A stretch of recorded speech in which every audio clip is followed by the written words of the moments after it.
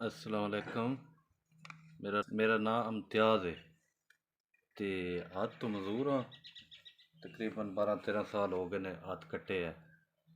तो पिछे घर दे ने वो भी बीमार रहिंदे ने, दवाई शवाई 1500-1600 की लेने पे जी। काफ़ी टाइम तो ना बीमार ने, तो दवाई लेने पे 1500-1600 की। बेगम वो किसी का थोड़ा बाला कर करा के ना तो कोई थोड़ बाल लै आउंदी है। तो इस तरह साडा वो सर्कट जिहड़ा चल रहा है। 5 बच्चे ने, 2 असियां 7 जी असी बनने पे।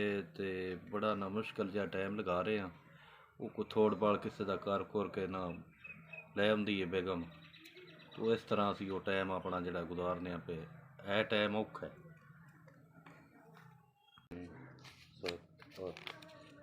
4000 रुपया ठीक। बड़ी बड़ी मेहरबानी जी, तुहाडा गल्ले 4000 रुपया साडे कोल पहुँच गया।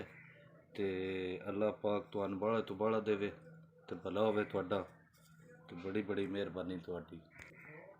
अल्लाह पाक जी तुहानू बाहला तो बाहला देवे। तो तुहाडी मदद 4000 रुपया साडे कोल आ गई है। मैं मजदूर हाँ, बेगम बीमार है, 5 बच्चे ने। तो बड़ी बड़ी मेहरबानी तुहाडी, तुहाडी जिहड़ी 4000 मदद है साडे कोल पहुँच गई है जी। महंगाई का टाइम है, तो बड़ा ना साडा हालात खराब आन, तो यह तुहाडी मदद साडे कोल पहुँच गई है। बड़ी बड़ी मेहरबानी जनाब तुहाडी। अल्लाह पाक तुहानू चोखा देवे।